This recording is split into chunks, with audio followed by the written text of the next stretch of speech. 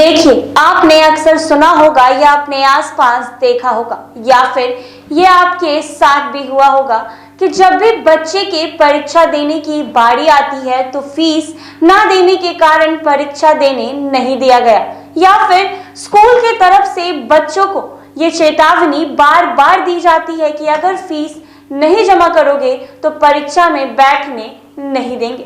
बता दें कि ये बातें मैं इसलिए कह रही हूँ क्योंकि दिल्ली हाई कोर्ट ने ये फैसला सुनाया है कि दिल्ली हाई कोर्ट ने गुरुवार को शिक्षा के अधिकार को लेकर अहम टिप्पणी कर दी है। कोर्ट ने कहा है कि शिक्षा एक महत्वपूर्ण अधिकार है। कोर्ट का कहना है कि फीस का भुगतान ना कर पाने के कारण किसी छात्र को क्लास में बैठने या मिड सेशन के एग्जाम देने से रोकना गलत बात है। कोर्ट ने यह टिप्पणी दिल्ली के एक प्राइवेट स्कूल के 10वीं क्लास के एक छात्र की याचिका के संदर्भ में जारी की है। दरअसल छात्र का फीस ना देने के कारण स्कूल से हटा दिया गया था। छात्र ने कोर्ट में याचिका डालकर आगामी सीबीएसई बोर्ड परीक्षाओं में बैठने की अनुमति देने की मांग की थी।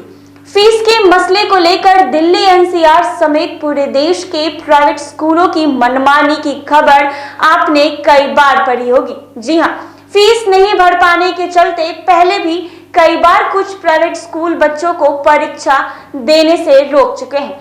ऐसे में सवाल खड़ा होता है कि जब देश में अनुच्छेद आर्टिकल 21A के तहत 6 से 14 वर्ष के बच्चों को शिक्षा का अधिकार यानी राइट टू एजुकेशन प्राप्त है, तो बच्चों को स्कूल मैनेजमेंट स्कूल में आने से और परीक्षा में शामिल होने से कैसे रोक सकती है।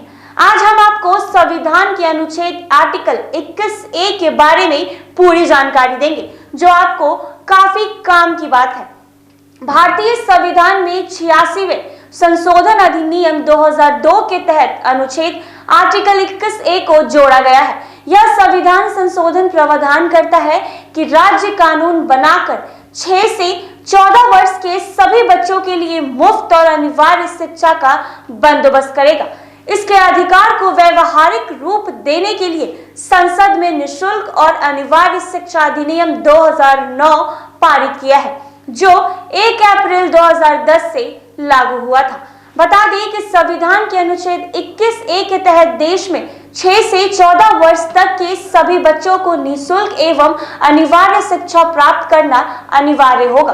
वहीं 6 से 14 वर्ष की आयु वर्ग के अशिक्षित और जो विद्यालय में शिक्षा प्राप्त नहीं कर पा रहे हैं, वैसे बच्चों को चिन्हित करने का कार्य स्थायी विद्यालय की प्रबंध समिति और स्थानीय निकायों की ओर से किया जाएगा। बता दें आपको कि स्थानीय निकाय ही बच्चों के परिवारों का सर्वेक्षण करेगा।